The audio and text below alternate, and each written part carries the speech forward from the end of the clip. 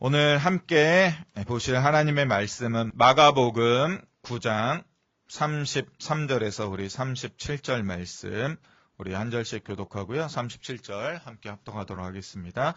가버나움에 이르러 집에 계실새 제자들에게 물으시되 너희가 길에서 서로 토론한 것이 무엇이냐 하시되 그들이 잠잠하니 이는 길에서 서로 누가 크냐 하고 쟁론하였습니다.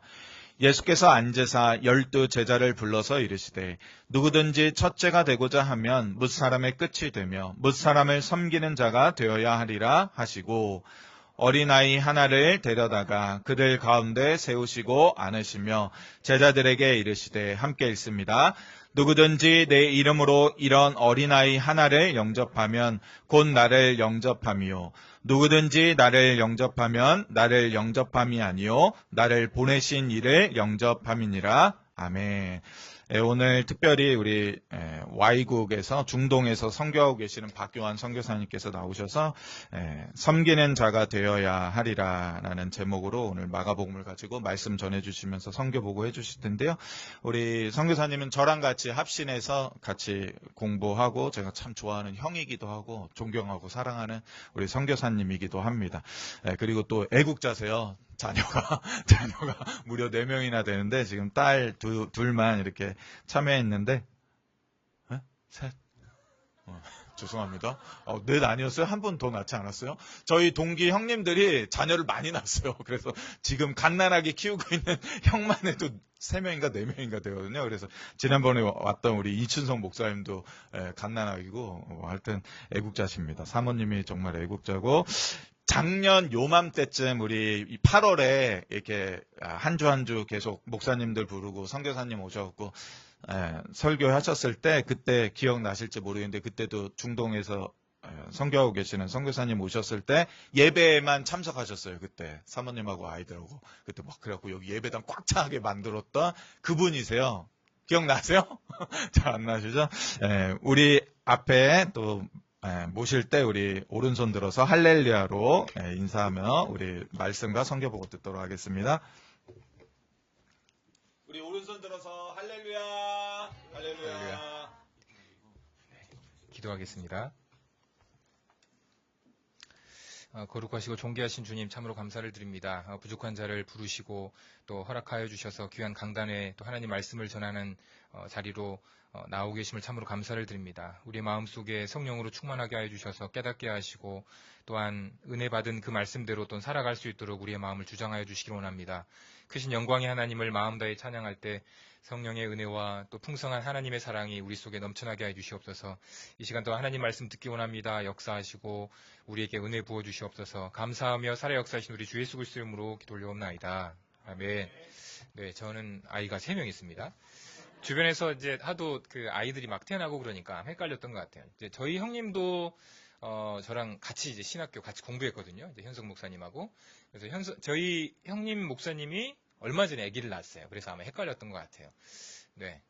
지금 안타깝게도 제 아들이 작년에 이제 비염 수술을 했는데 이제 그게 악화가 돼가지고 올해 이제 다시 나와서 이제 수술을 했는데 이제 코뼈가 부러지고 그래서 여기 다시 교정하고 다음에 연골이 또 이제 안 좋아져가지고 눌러지면서 다시 이렇게 회복 수술하고 또 이제 비염 관련된 부분들도 다시 하다 보니까 이제 어제 이제 퇴원을 했고요. 원래는 이제 서울 아산병원에서 수술을 하다가 안 돼가지고 광주에 있는 조선대병원에서 이제 진료를 보고 또 부산에 있는 병원까지 막 이렇게 찾아보면서 결국에 이제 광주에 있는 조선대병원에서 시간이 가장 맞아가지고 거기에 수술을 했고 어제 이제 퇴원을 해서 아내와 함께 이제 부산으로 갔습니다. 저희가 지금 부산에 있는데 제가 금요일 날 광주 찍고 그다음에 토요일 날 그다음에 올라와서 수원에 이제 선교관에 있다가 오늘 이제 오게 됐습니다. 우리 현석 목사님 너무 뵙고 싶었고요. 다음에 이제 성도님들 다시 이렇게 뵙게 되어서 너무 감사하게 생각하고 또 오늘 하나님 말씀 또 이제 선교와 관련된 이야기들 함께 나누는 은혜의 시간 되었으면 좋겠습니다. 저는 현재 요르단에 있는 그 시리아 난민 아이들을 섬기고 있습니다. 2011년에 이제 시리아 난민 아이들이 부모님과 함께 이제 내려오게 되고 그 아이들이 요르단에 머물면서 이제 힘겹고 어렵게 살아가고 있는데 고아와 같은 아이들, 또 이제 버려진 아이들, 또 이제 엄마가 또 이제 홀로 남겨진 엄마가 또 죄도 짓고 감옥에 가다가 감옥에 가서 또 그 아이들 갈 데가 없으니까 저희 선교사님들이 좀 돌봐주기도 하고 또 재혼을 하면서 아빠는 이제 추방당하고 그다음에 현지 요르단 사람하고 재혼을 하면서 또 살아가고 있는데 이제 재혼을 하다 보니까 그 아이들은 기존의 아이들은 또 이제 그 관리를 받지 못하게 되니까 그 아이들을 또 저희들이 또 관리하면서 교육시켜 가면서 이렇게 세워가고 있습니다. 이곳은 저 포함해서 다른 선교사님들이 함께 이제 사역을 하고 있거든요. 이건가요? 네.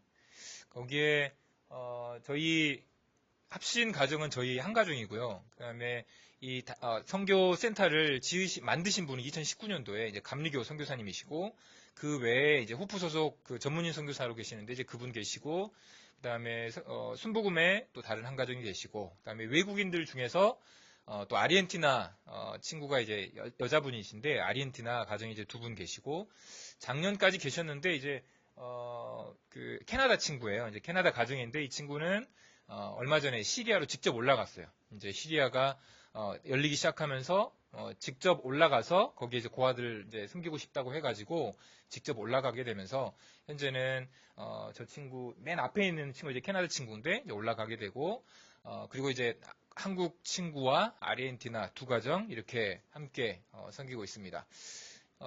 이곳에서 저희에게 이제 부탁을 해주셨어요. 와서 같이 사역을 했으면 좋겠다.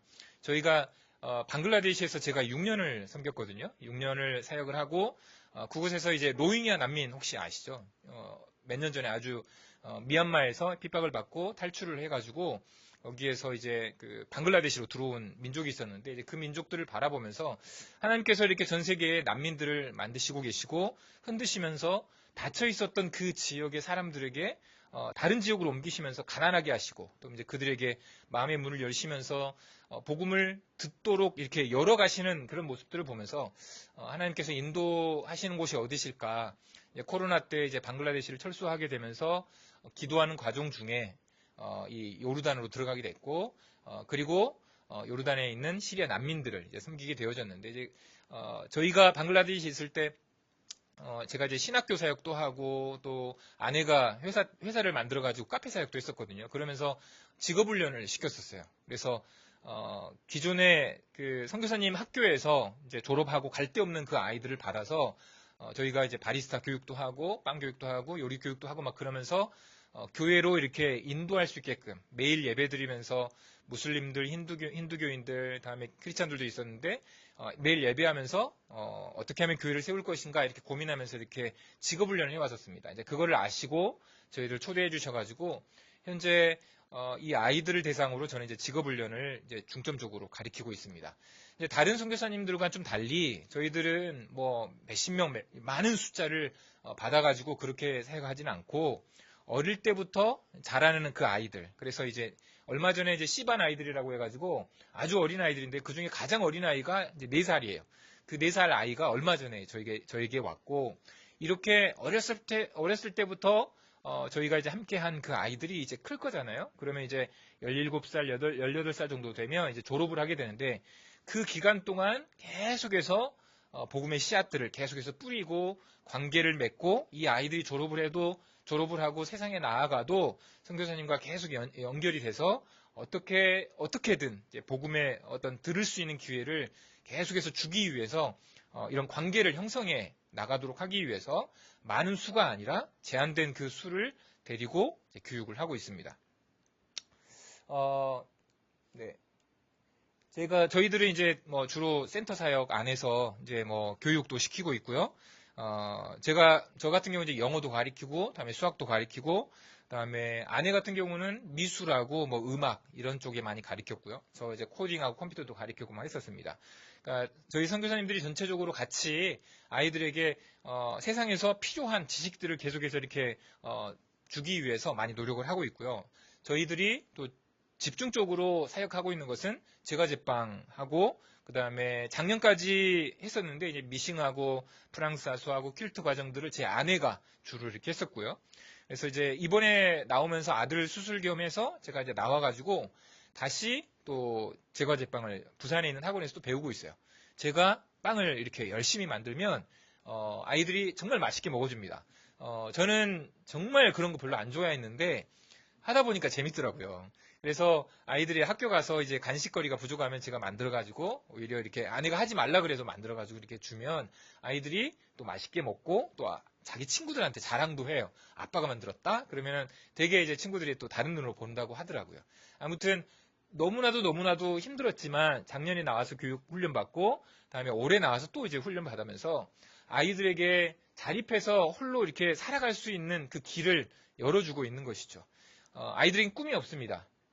그냥 나가면 어떻게 된다라는 건 아이들은 스스로 알아요. 길거리에서 친구들과 놀거나 시리아 난민 아이들이다 보니까 또 정식으로 취업을 한다거나 이런 게 불가능합니다.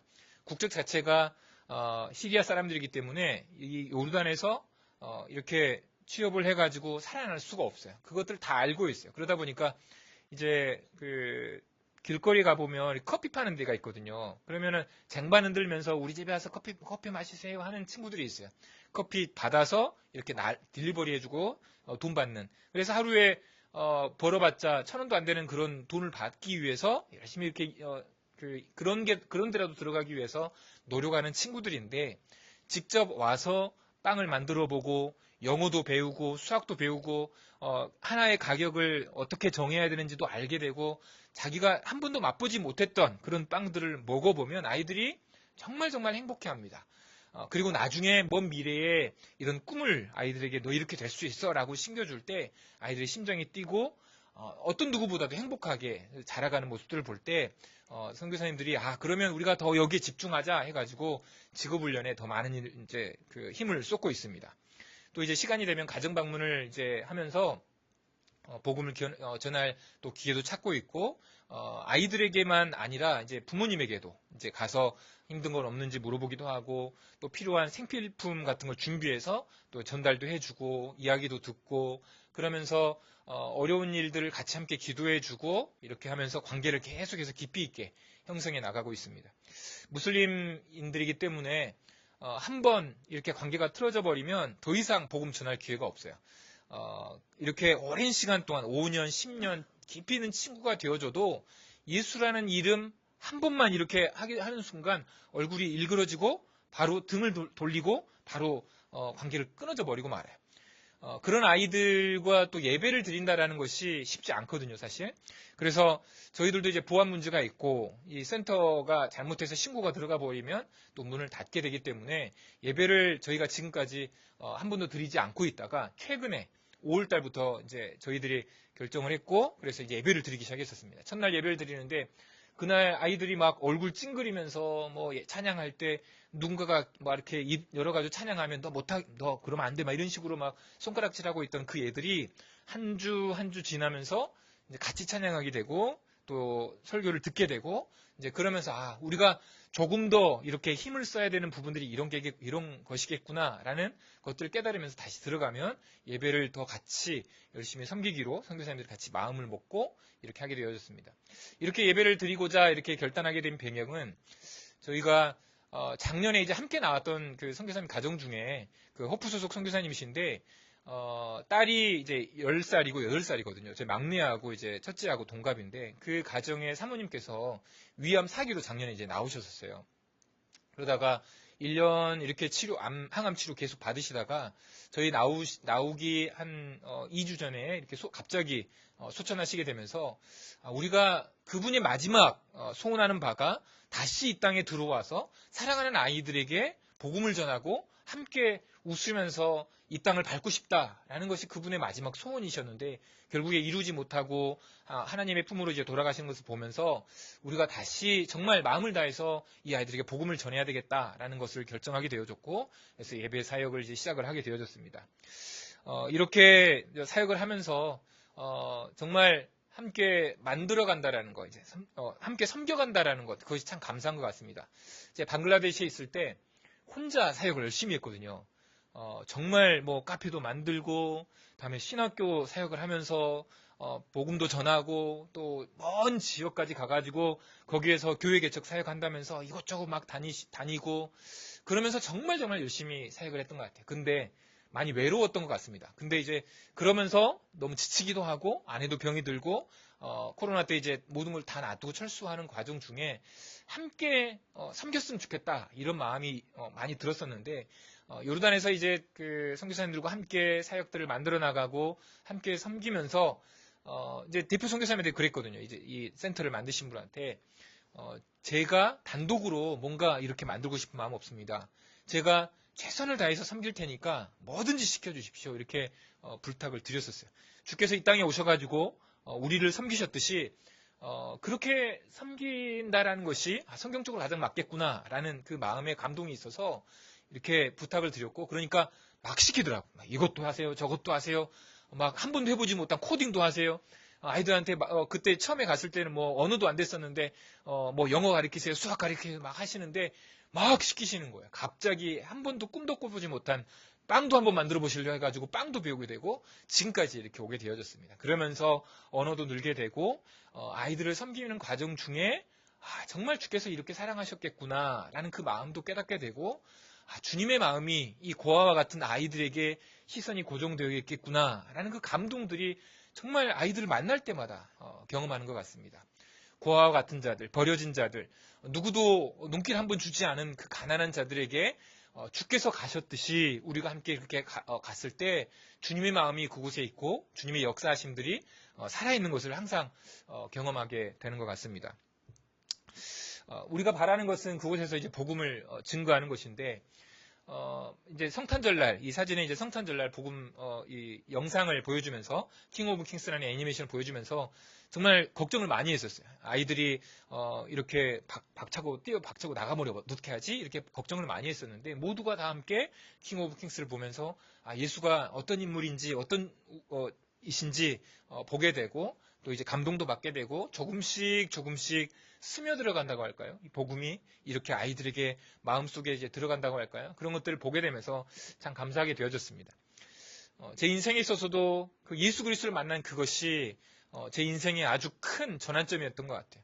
모태 신앙인이었지만 신앙의 갈등 속에서 공허함과 외로움과 열등감과 어떤 그런 것들 속에서 왜 나는 이 정도밖에 못 사나 라는 그런 생각 속에 군 생활을 제가 5년을 했거든요.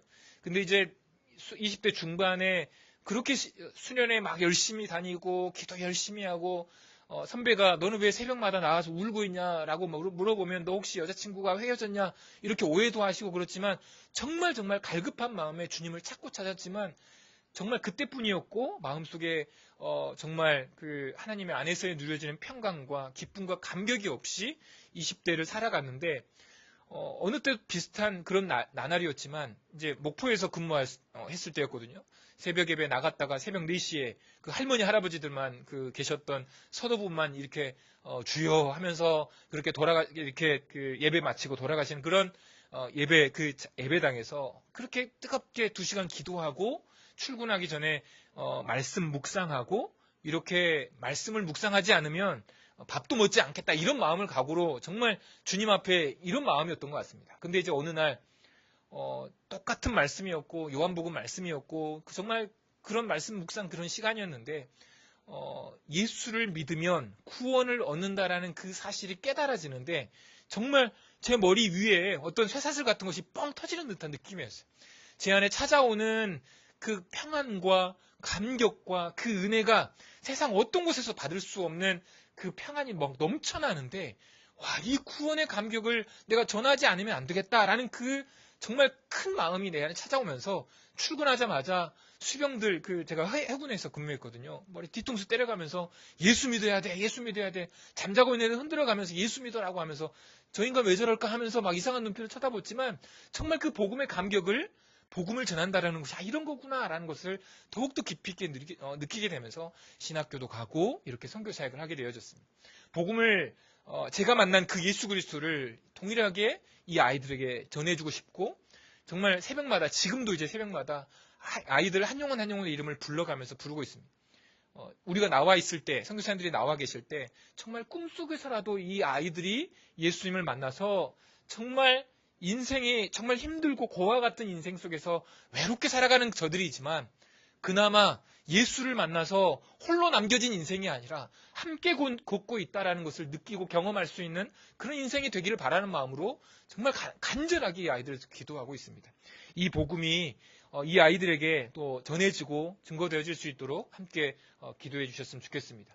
근데 이 아이들을 섬긴다라는 것이요, 요르단에 있는 시리아 난민 아이들을 섬긴다라는 것, 방글라데시에서도 마찬가지였지만 어느 곳에서 있든지 간에 그곳에서 누군가를 대상으로 섬긴다라는 것, 그렇게 쉬운 문제는 아닙니다, 사실. 뭐 현석 목사도 이제 교회를 이렇게 섬기고 있지만 여러 가지 어려움들도 있을 것이고, 저희 형님 목사님 같은 경우도 이제 작은 교회인데 이제 30명에서 한 50명 정도 있는, 근데 이제 그 교회 성도들이 대부분 다 정말 가난한 사람들이세요. 이 기초 수급 대상자들이시고, 그러다 보니까 알코올 중독자도 있고, 깜빵에 가서 이제 막 나오신 출소하신 분들도 계시고, 정말 먹을 것이 없어서 정부로부터 이렇게 수급을 받는 그런 분들이 대부분이신데, 형님이 막 병 들어가요. 막 어느 날에는 쓰러져가지고 막 스트레스 때문에 또 공황장애도 걸리시고 막 그런 분이신데 참 어렵게 보입니다. 이해가 안 가요, 제 입장에서는. 왜 저렇게 사나? 왜 이렇게 힘들게 사나? 근데 이제 어떤 분들은 저희 형님은 또 저한테 너는 왜 그러냐? 이렇게 물어봐요. 왜 그러냐면 거기 뭐 전쟁 이야기도 있고 막 그러니까 요즘에 이제 그 중동 땅이 많이 시끄러웠지 않습니까? 아이들은 괜찮아? 라고 이야기하면서 우리 괜찮아? 아무렇지도 않아. 막 대공 사이렌이 울려가는데 이제 애들 막 그냥 뛰어놉니다. 아무렇지도 않게 뛰어놀고 그냥 뭐 일상이라고 생각하고 아무렇지 않게 지내고 있는데 막상 형님의 입장에서 봤을 저를 이해를 못하는 거죠. 우리 사랑하는 섬겨야 될 대상들이 있으니까 나 여기 있는 게 맞아. 왜 뭐가 문제인데? 라고 이렇게 물어보지만 많은 사람들이 걱정하고 염려하죠. 왜 그곳에 계십니까? 라고 물어보는 것이죠. 전쟁의 소문들, 물론 이제 실제 살아갈 때는 아무 문제 없습니다, 사실. 대공 사이렌도 뭐 울리고 뭐 다음에 뭐 그 갑자기 막 포탄 떨어지는 소리도 막 들리고 그렇지만 저희들이 있는 곳에서 좀 멀리 떨어졌을 뿐이니까 예루살렘에서 저희 집까지 한 50km 정도 되거든요. 직선거리로. 되게 가까워요.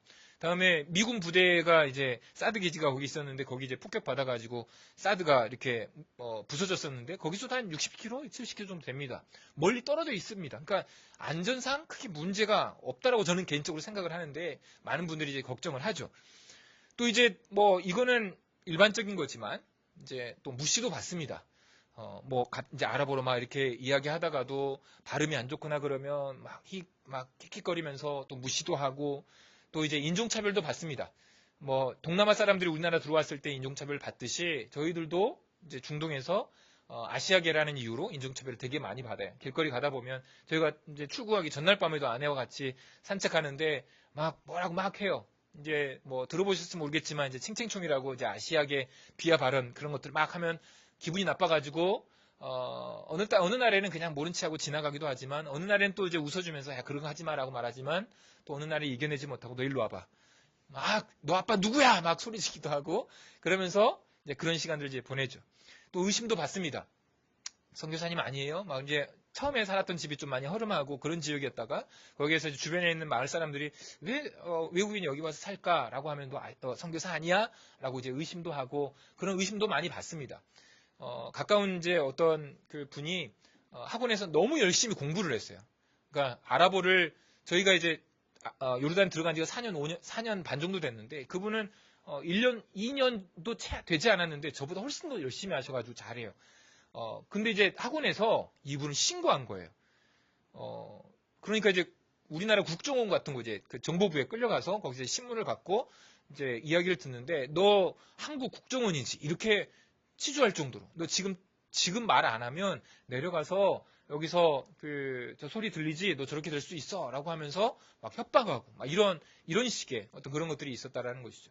그러니까 의심도 받고 이러한 과정 속에서 받는 그런 스트레스와 이런 부분들이 참 많은 선교사님들이 이제 질병도 걸리고 아파할 정도로 힘든 과정입니다. 물론 이제 그런 것들 건강하게 뛰어넘고 괜찮아 하면서 잘 지내신 분들도 계시지만 항상 그렇게 가난하고 어려운 그 이웃들을 섬긴다라는 것, 교회에서 성도를 섬긴다라는 것, 주님처럼 낮아져서 섬긴다라는 것, 그것들이 쉽지가 않다라는 것이죠. 우리는 지금 이 순간 정반대의 길을 갖고 있습니다. 세상 사람들이 가고 있지 않은 길, 세상 사람들이 원하지 않는 길, 그 길과 정반대의 길을 가고 있습니다. 무슨 말이냐면 우리는 다 환영받고 싶어 하죠. 환영받고 싶어 하는 자리에 있고 싶어 합니다. 무시하고 싫어하는데 그것에 누가 가고 싶어 하겠습니까? 우리는 인정받고 싶은 자리에 있고 싶어 합니다. 칭찬받고 싶고, 그 다음에 우리가 갖고 있는 것들을 과시하고 싶은 자리에 있고 싶어 합니다. 그리고 더 많은 것들을 소유하고 그것을 가지고 그 위에 서서 누군가를 이제 군림하려 하는 것이 솔직한 우리의 마음이기도 하고 세상의 법칙이기도 합니다.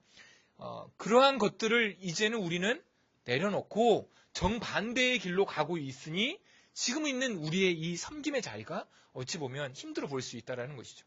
그러나 우리는 이 길이 아닌 환영받지 않을 수도 있고 또 인정받지 못할 수도 있고, 그리고 우리가 갖고 있는 것들을 과시할 수 없을 정도로 그것들을 소유하고 누리지 못할지라도, 그래서 더 높은 자리에 올라가지 못할지라도 우리에게 가야 할 길은 분명하다라는 거예요. 우리가 가야 할 길은 주님과 같은 길을 섬김의 길, 그 길로 가야 한다라는 것은 분명하다라는 것이죠. 마가복음 9장 33절 34절 같이 한번 읽어보겠습니다. 시작. 가버나움에 이르러 집에 계실새 제자들에게 물어 이르시되 너희가 길에서 서로 토론한 것이 무엇이냐 하시되 그들이 잠잠하니 이는 길에서 서로 누가 크냐 하고 쟁론하였습니다. 지금 이 제자들이 막 싸우고 있을 때가 어떤 시기냐면 이제 막 그 예루살렘에 입성하기 전 한 일주일 전에 이 상관이 있었던 일입니다. 그러니까 예수님께서 제자들과 함께 이제 3년의 그 시간 동안 막 열심히 가르쳤겠습니까? 주님이 누구시고, 다음에 구원의 계획이 어떤 거, 이런 막 가르치 제자 훈련 막 시키시고 막 그러셨을 텐데, 제자들이 이제 막 예루살렘에 들어가기 전에 제자들은 지금 뭐 하고 있어요? 내가 영의정하겠다, 내가 좌의정하겠다, 이렇게 막 권력투쟁하고 있는 거예요. 내가 더 높은 자리에 올라가겠다. 그래서 내가 더 높은 자리에 올라가서 과시하고 군림하겠다. 이러한 모습들을 지금 보여주고 있다는 것이죠. 근데 이 말씀 즈음에서 이제 이 마가복음을 읽어보면 사람들의 그러한 모습이 어떠한지를 그대로 이제 보여주고 있는데, 마가복음 9장 38절 한번 읽어볼까요? 같이 읽겠습니다. 시작. 요한이 예수께 여짜오되 선생님, 우리를 따르지 않는 어떤 자가 주의 이름으로 귀신을 내쫓는 것을 우리가 보고 우리를 따르지 아니함으로 금하였나이다. 지금 제자들이 자기들만 예수의 이름을 소유하겠다라는 겁니다. 더 많은 것들을 가지겠다라는 거예요. 누군가가 예수를 따르지 않는 그 어떤 누군가가 예수의 이름으로 어떤 귀신을 내쫓는 것을 보고 나니까 못하겠다라는 거예요. 어떤 의미입니까? 자기들만이 예수님의 이 직계 제자이기 때문에 우리가 더 많은 것들을 누리겠다, 특권을 가지겠다, 이것입니다. 마가복음 10장 13절 읽겠습니다. 10장 13절 같이 읽겠습니다. 시작. 사람들이 예수께서 만져주심을 바라고 어린아이들을 데리고 오매 제자들이 꾸짖거늘. 이제 어린아이가 찾아왔는데, 당시에 갈라디아서 4장 1절만 봐도 아이들은 종과 같은, 또 하인과 같은 자로 취급받았습니다. 그 당시에 노동력도 없었고 돈도 안 되고 맨날 집에 이제 뭐 먹을 것만 축내는 아무것도 가진 것이 없고 소유하지 못한, 그래서 당시에 여자와 함께 무시받던 그런 자들이었죠, 아이들은. 근데 이제 그 아이들이 찾아왔을 때 제자들은 당연히 예수님 마음을 가지고 이렇게 환영을 해줘야 되는데, 환영하고 싶은 마음 하나도 없고 그들을 오히려 무시하고 경멸하고 있는 것을 보게 된다는 것이죠. 마가복음 10장 37절 읽겠습니다. 시작. 여짜오되 주의 영광 중에서 우리를 하나는 주의 우편에 하나는 좌편에 앉게 하여 주옵소서. 지금 마가복음 10장 37절은 누구의 이야기냐면 세베대의 아들 야고보와 요한의 이야기인데, 마태복음에 보면 어머니가 오셔가지고 청탁하는 장면입니다. 어머니가 예수님께 청탁하는 장면인데, 이제 지금 그 마가복음 9장 38절과 마가복음 10장 13절은 제자들의 이야기입니다. 근데 이제 어디로 확대됩니까? 엄마에게 확대되고 있어요. 그러니까 더 이제 주변 인물이 더 확장되어 가고 있죠. 엄마가 와가지고 제발 내 아들 좀 이렇게 좀 해주세요. 이렇게 예수님에게 특별하게 이제 부탁을 하고 있다라는 겁니다. 그 다음에 이제 마가복음 10장 21절 한번 보겠습니다. 10장 21절 같이 읽겠습니다. 시작. 예수께서 그를 보시고 사랑하사 이르시되 내게 아직도 한 가지 부족한 것이 있으니 가서 내게 있는 것을 다 팔아 가난한 자들에게 주라. 그리하면 하늘에서 보화가 내게 있으리라. 그리고 와서 나를 따르라 하시니. 지금까지 이제 예수님의 주변 인물이었다고 한다면 어떤 인물입니다. 어떤 부자 청년이 와서 지금 이야기를 해. 어떻게 하면 구원 얻습니까? 너 이거 지켜라 라고 하니까 주께서 이렇게 이야기를 하니까 지금까지도 다 지켰는데요? 라고 하니까 주님 다 아시고 너 한 가지 안 한 거 있는데 너가 가지고 있는 것들 소유를 다 팔아 나눠줘라 라고 하니까 이 청년이 근심하여 예수를 떠나고 말죠. 지금 예수님이 이루고자 하시는 것은 지금 우리가 읽었던 오늘 본문 말씀 그 이전만 해도 두 번에 걸쳐서 순한 예고를 두 번에 걸쳐서 하셨습니다. 나 이제 죽을 거야. 그러나 3일 만에 부활할 거야. 이걸 두 번에 걸쳐서 이야기를 한 말씀인데도 불구하고 예수님의 제자와 그다음에 주변 인물들과 그다음에 불특정 그 모든 사람들의 마음속에는 예수님께서 이루실 세상 나라의 권자와 그 아래서 누리게 될 세상의 모든 것들에 대한 탐심과 욕심으로 가득 차 있다는 것을 마가는 우리에게 설명해주고 있다는 것이죠. 예수를 쫓아가고 있는 그들의 그 마음속에 다른 무언가의 마음을 가지고 따라가고 있다는 것을 이야기해주고 있다는 거예요. 그러면서 이제 주께서 그것을 아시고 이렇게 말씀하십니다. 마가복음 9장 35절 같이 읽겠습니다. 시작. 예수께서 앉으사 12제자를 불러서 이르시되 누구든지 첫째가 되고자 하면 무사람의 끝이 되며 무사람을 섬기는 자가 되어야 하리라 하시고. 근데 이제 주께서 이제 말씀하시는 내용을 자세히 보면요. 그러한 것들에 대해서 책망하지 않으신다라는 거예요. 첫째가 되고자 하면이라고 인정해주고 있습니다. 그러니까 우리가 갖고 있는 기본적인 욕구들이 있습니다. 그죠? 지금보다 좀 더 잘 살고 싶어 하는 욕구, 내 사랑하는 가족들 편안하게 잘 지낼 수 있도록 경제적으로 윤택한 삶을 살고자 하는 그러한 욕구, 내가 살고 있는 집에서 조금 더 넓은 집으로 가고 싶어 하는 그러한 욕구, 내가 지금 직장에서 좀 더 높은 직위로 올라가고 싶어 하는 그러한 욕구, 그 자체를 부인하고 있지 않다라는 거예요. 이 땅에서 삶을 살아갈 때 우리에게 필요한 것들 다 알고 계십니다. 주께서 우리 것들을 인정해 주고 계십니다. 그러나 옛사람을 벗어버리고 새 사람이 되어 주님의 영광 앞에 서서 예배하는 자라고 한다면 이제 그러한 욕구 앞에 어떠한 마음의 중심을 가지고 살아야 하는지에 대해서 말씀해 주고 있다는 거예요. 어떻게 살라고 말씀하고 있습니까? 먼저는 사람을 섬기는 자가 되어야 된다라고 말씀을 하고 있습니다. 제가 이제 수원에 있다가 오늘 이제 여기로 하남에 오면서 조금 마음이 어려웠었어요. 왜냐면 두 딸이 막 싸우고 있는 거예요. 미안하다. 너희들 얘기해서 막 싸우고 있는 거예요. 근데 이제 아주 사소한 거예요. 뭐 이거 들어줘라고 했는데 아니야, 쟤 시켜 이렇게 말을 한다거나 너 이제 조금 먹을 것이 생겼으니까 같이 나눠 먹을까 했더니 이거 내 거야 이렇게 하는 거예요. 한마디 했죠.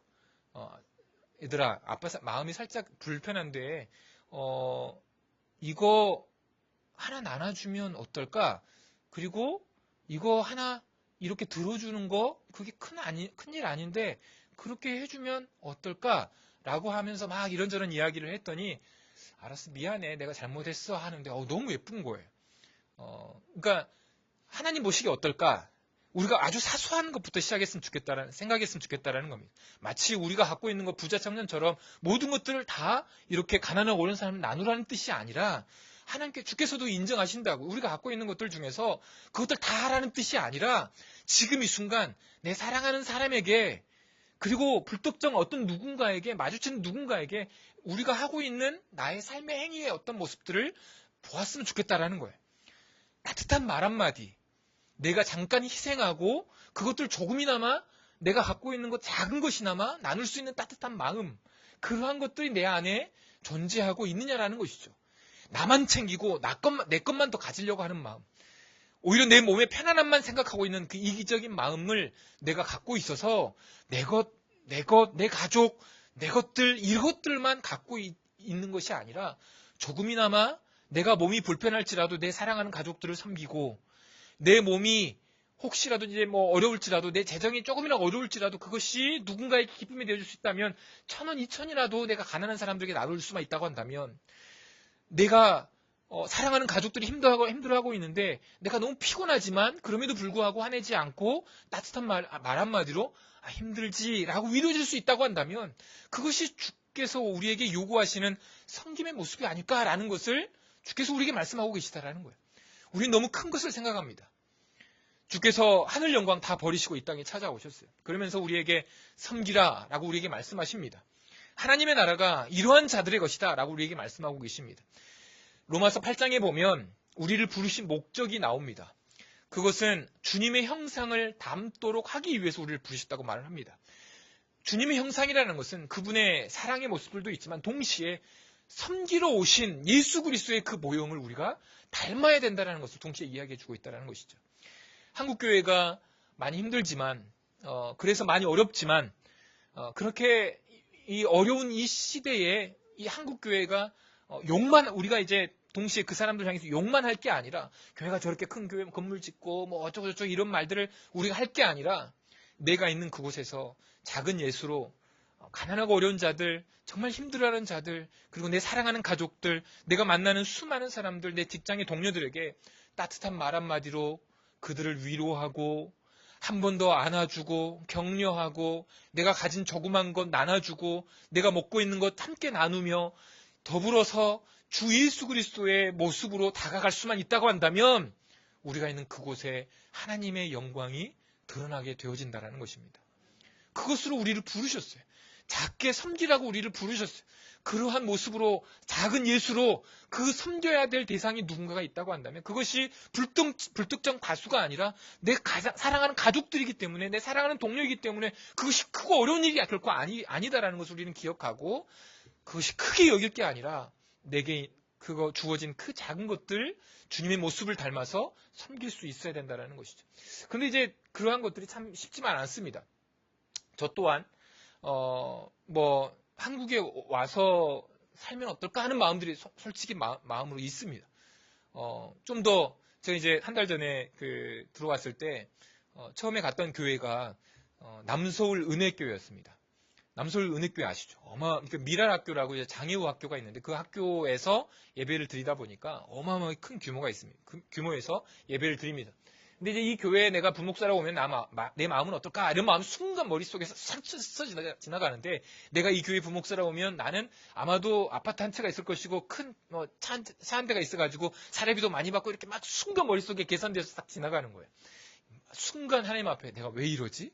내가 미쳤나? 이런 생각으로 정말 회개하면서 다시 마음을 잡고 내가 섬겨야 될 대상이 있고 내가 가야 될 땅이 있고 내가 거기에서 열심히 사역을 해야지 라는 마음을 딱 잡고 다시 교회 다니면서 우리 섬기는 영혼들이 이 영혼들입니다 라고 다시 알리고 있습니다. 불현듯 그런 마음들이 일어나요. 타워팰리스인가요? 그런 그 아파트들이 서울에 있는 큰 집들이 딱 보면 야, 저 사람들은 누가 살까? 큰 차 막 외제차 막 지나가면 야, 저 사람들은 누구길래 저런 차를 타고 다닙니까? 이런 마음들이 막 불현듯 막 일어나면 아이고 나도 똑같구나. 나도 이제 죄로 찌들어 있는 그런 사람이구나 라는 생각들을 솔직하게 하게 됩니다. 목사이고 선교사이지만 여전히 죄로 찌들어가는 나의 연약한 모습들이 있구나 라고 하면서 다시 마음에 결단하면서 살아가는데 참 이 땅 가운데서 주님의 마음을 가지고 내려놓고 섬기며 주의 영광을 위해서 하나님의 나라를 위해서 살아간다는 것이 그렇게 쉽지 않다라는 거예요. 그 마음을 주께서 아시기에 이렇게 이야기를 합니다. 마가복음 9장 37절 같이 읽겠습니다. 시작. 누구든지 내 이름으로 이런 어린아이 하나를 영접하면 곧 나를 영접함이요. 누구든지 나를 영접하면 나를 영접함이 아니요 나를 보내신 이를 영접함이니라. 그래서 주께서 섬기라 그렇게 말씀하시면서 이렇게 속으로 이렇게 생각하셨을 것 같아요. 그래 쉽지 않아. 나처럼 사는 거 어려울 거야. 근데 이건 기억해 줬으면 좋겠어. 어린아이 같이 나를 영접하면 어린아이 하나를 영접하면 나를 영접하는 거야. 어린아이 같은 마음을 가졌으면 좋겠어. 이런 마음으로 우리에게 간곡하게 부탁하고 계시다라는 거예요. 제 아들, 딸이 아빠 아니면 엄마 배고파 하면 엄마는 바로 요리를 해주거나 아니면 다른 무언가를 사서 아이들에게 줘요. 아이들에게 가지고 있는 것은 엄마 아빠에 대한 이 신뢰, 100% 신뢰가 있습니다. 엄마 아빠에게 이렇게 하면 다 해줄 거야. 아이가 이제 무서워해요. 막내 같은 경우 많이 겁이 많고 막 그렇다 보니까 무서울 때 엄마 어딨어? 아빠 어딨어? 막 찾아요. 그러면 엄마 아빠가 자기를 지켜줄 거에 대한 100% 신뢰가 있습니다. 그러한 신뢰를 가지라는 거, 믿음을 가지라는 거예요. 이제 우스갯소리로 많은 목사님과 선교사님들이 이제 설교할 때마다 그런 이야기를 많이 하죠. 어느 마을에 비가 안 오니까 단체로 이제 막 선포하면서, 목사님이 선포하면서 다음 주일날 비가 올 겁니다 선포하면서 이제 성도들이 아멘 했는데, 그 다음 주일이 되어졌는데 아무도 우산을 가지고 오지 않았다라는 거예요. 누구만 가져왔어요? 애기 하나만 가져왔어요.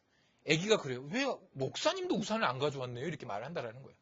우리가 너무나도 쉽게 하나님 앞에 아멘 하기도 하고 믿습니다 하지만, 실제 기도하고 이 땅을 살아가지만, 실제 주께서 나와 함께하고 계시고, 그리고 나의 먹을 것과 입을 것과 그 자고 있는 모든 것들을 하나님께서 채워주실 거에 대한 100% 신뢰가 실제로 우리 안에 없어요. 저도 마찬가지입니다. 어린아이 같이 정말 주님을 온전히 바라보고 십자가 바라보고, 주 예수 그리스도께서 십자가에서 못 박으셨듯이 우리 모든 것들을 다 못 받고 주 앞에 십자가에 못 박고 주님의 길을 가고 있지만, 우리 안에 그러한 실제적인 믿음이 없어서 주님 앞에 또 구하고 또 구하고, 어떨 땐 이루어지지 않을 때 하나님을 원망하고, 그러나 하나님께서 이미 다 말씀하셨고 다 우리에게 주셨노라고 말씀하셨지만, 그거에 대한 신뢰 없이, 그거에 대한 믿음 없이 우리는 그 길을, 지금 이 순간 믿음의 길이 아닌 옛 모습으로 살아갈 때가 너무 많다라는 거예요. 우리에게 다시 한번 부탁하시는 것은 섬겨라 라고 이야기하고 있습니다. 여러 믿음이 없을지라도 이 믿음을 가지고, 이 주님을 향하여서 십자가에 못 박은 그 믿음을 가지고 다시 한번 우리에게 섬길 것을 이야기해 주고 있습니다. 근데 이게 바로 세상과 구별된 모습이라고 말씀해 주고 있습니다. 레위기서 19장 18절 같이 읽겠습니다. 시작. 원수를 갚지 말며 동포를 원망하지 말며 내 이웃 사랑하기를 내 자신과 같이 사랑하라. 나는 여호와니라. 우리에게 주 앞에 이제 섬길 것을 이야기해 주시면서, 온전히 섬기는 과정 중에, 주님을 닮아서 섬기는 과정 중에서 우리의 먹을 것과 입을 것과 모든 것들을 다 먼저 그의 나라와 의를 구하는 과정 중에 그것을 다 아시는 주님이 채워줄 거라 말씀하시면서, 우리에게 다시 한번 그것이 무엇인지를 말씀해 주는 게 레위기서 19장 18절입니다. 우리는 하나님 앞에 예배만 잘 드리면, 기도만 잘하면, 전도만 열심히 하면 세상과 구별된 거룩한 교회다라고 많이 듣고 우리가 그렇게 행하고 있지만, 동시에 이웃을 사랑하는 것도 구별된 크리스찬의 모습, 거룩한 모습이라는 것을 레위기서 19장 18절에서 이야기해 줍니다. 레위기서 19장에 보면요, 이웃을 사랑하는 것이, 이웃 이렇게 어려운 자들을 사랑하는 것이 거룩한 것, 구별된 것이라고 이야기해 줍니다. 근데 이 말씀을 주께서 인용을 해요. 그대로 인용을 합니다. 내 이웃을 내 몸과 같이 사랑하라고 말씀하셨어요. 이 말씀을 인용하시면서 지금 우리는 한국교회가 잃어버린 반쪽을 찾아야 됩니다. 예배하는 것도 중요하지만 이웃을 섬기며 사랑하는 것을 회복하여서 다시 찾아 나가야 된다는 것이죠. 내가 만나는 사람들, 내가 만나는 그 모든 사람들에게 작은 예수로 섬기며 따뜻하게 안아주고 격려하고 세워주며, 그렇게 우리가 주님의 거룩한 교회, 몸된 교회로서 섬길 때 그곳에서 주님의 나라가 이루어질 거라는 것이죠. 우리가 있는 그곳이 어디입니까? 그곳을 섬기는 우리 성도님 되시기를 주 이름으로 바라겠습니다. 저희들 선교사로서 제가 있는 그곳에서 영혼들을 섬기며 주님의 나라를 이루어 나가기 위해서 노력할 것입니다. 아이들을 만날 때마다 가가지고 처음에 모여가지고 같이 회의하고 그럴 때 정말 간절하게 기도할 때마다 어떤 마음이냐면, 주님의 시선이 여기에 향하여 있구나. 누구보다도 가난하고 버려진 그 아이들에게 주님의 마음이 여기에 있구나라는 그 따뜻한 마음을 느끼게 됩니다. 주님의 마음이 가 있는 그곳에 정말 주님의 마음으로 섬기고자 할 때 하나님의 나라가 언젠가는 그곳에 이루어질 것에 대한 확신을 가지고 지금 이 순간도 씨앗을 뿌리고 있습니다. 저는 10여 년 정도 선교 사역을 해오면서 무슬림들에게 다가가서 복음을 전해왔지만, 어떤 사람도 제가 전해준 복음을 듣고 당신 때문에 예수 믿었습니다 이렇게 말하는 사람이 솔직히 없습니다. 정말 어떨 땐 너무 힘들어요. 열매도 없구나. 지금까지 내가 뭐 했나, 이런 마음들이 너무 많이 듭니다. 근데 이제 아까도 말씀드렸던 그 남서울 은혜교회에서 그날 목사님께서 어떤 설교를 해주셨냐면, 어떤 분은 씨앗을 뿌릴 것입니다. 그러나 어떤 분은 수확하는 분들도 있을 것입니다. 내게 지금 이 순간 열매가 없어도 우리는 씨앗을 뿌려야 됩니다 라는 그 마음을 정말 감동을 받았던 것 같습니다. 우리가 지금 이 순간 세상을 향하여 섬기고 나아갈 때 우리는 씨앗을 뿌리는 자라가 될 수 있다는 것입니다. 내가 있는 그곳에서 사랑하는 가족이 꼭 예수를 믿지 않는다고 한다면 그들에게 작은 예수로 섬기기 시작할 때 우리는 씨앗을 뿌리는 거예요. 그리고 언젠가는 그들 가운데 열매가 맺어질 것을 확신하고 기대하면서 어린아이 같은 마음으로 다가가 그 주님을 온전히 신뢰하고 우리의 것들이 필요한 것들을 채워줄 것뿐만 아니라 하나님의 나라를 이루어질 것에 대한 확신을 가지고 나아갈 때 그곳에 아름다운 열매가 맺어지게 될 것이라는 것입니다. 제가 섬기고 있는 분들입니다. 선교사님들이고 그 가족들이신데 이분들이 얼마나 저희들을 섬겨주시고 함께 섬기고 있는지 몰라요. 이분들도 너무 가난합니다. 어렵습니다. 그런데 저희들이 힘들고 어렵다라는 걸 아실 때 또 이것들 우리에게 좀 힘드시죠? 보태 쓰시죠? 하면서 함께 섬기고 있는 분들이세요. 정말 겸손하시고 정말 한국 선교사님들이 이렇게 한 팀을 이루어가지고 섬기시는 분들이 거의 많이 없거든요. 근데 너무 감사하게도 한 몸처럼 서로를 섬기며 위로하고 만들어가는 것이 정말 감사합니다. 여기에서 이제 앞에 줄에 그 딸 둘을 안고 있는 한 분이 계십니다. 이분은 아까도 말씀드렸듯이 이제 나오기 전에 이제 소천하신 분이신데 정말 많은 함께 섬겼던 그 선교사님들이 정말 많이 마음 아파하시고 눈물을 흘리셨어요.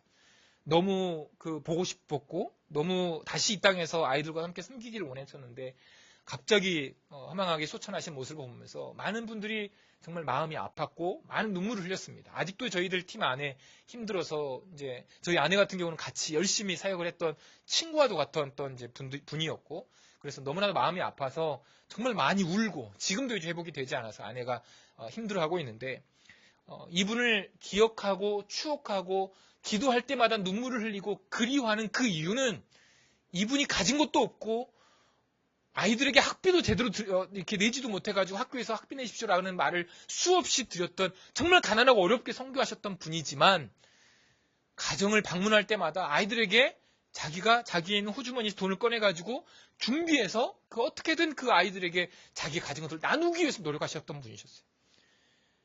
섬기셨던 분이셨어요. 예수를 닮아서 누구보다도 섬기기를 원하셨던 분이셨어요. 그래서 그분을 그리워하고 그리고 그분을 위해서 기도할 때마다 가정을 위해서 기도할 때마다 더욱더 그리워하고 이제 눈물을 흘리면서 하는 것 같습니다. 정말 감사한 것은 이 가정이 이제 아내가 없지만 남편 되시는 선교사님께서 두 딸을 데리고 다시 이제 8월 달에 들어오기로 하셨는데 이 가정을 위해서 좀 기도해 주셨으면 좋겠습니다.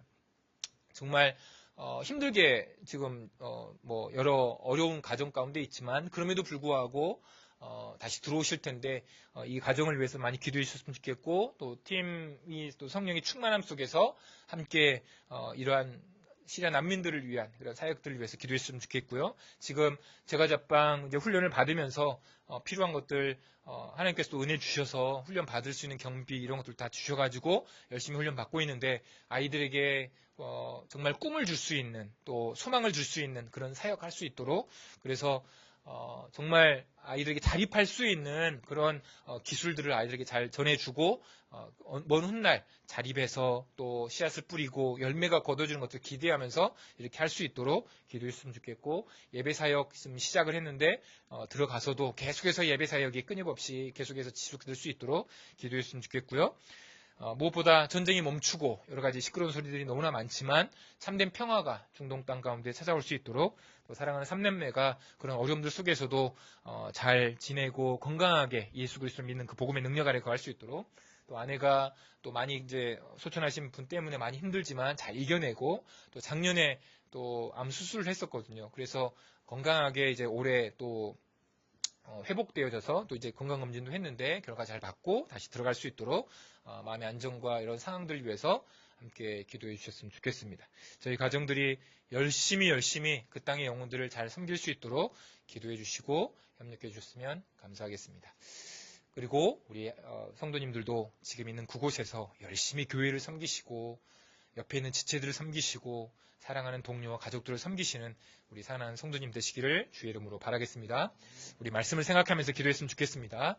말씀을 생각하시면서 함께 기도하실 때 하나님 우리가 섬기는 자가 되기를 원합니다. 내가 있는 그곳에서 주님을 닮아 섬기는 자가 될 수 있도록 도와주시옵소서.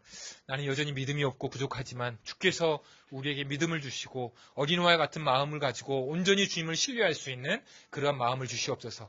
더욱더 주님을 닮아갈 수 있도록 도와주시옵소서. 주께서 이 땅 가운데 섬기러 오셨듯이 우리 또한 내가 있는 곳에 섬길 수 있게 해달라고, 또 사랑하는 선교사님들이 정말 영혼들 열심히 섬기고 또 복음의 씨앗들을 뿌릴 때 열매들이 있어서 지치지 아니하도록 우리 선교사님들을 위해서 함께 기도했으면 좋겠습니다. 기도하시겠습니다. 이것이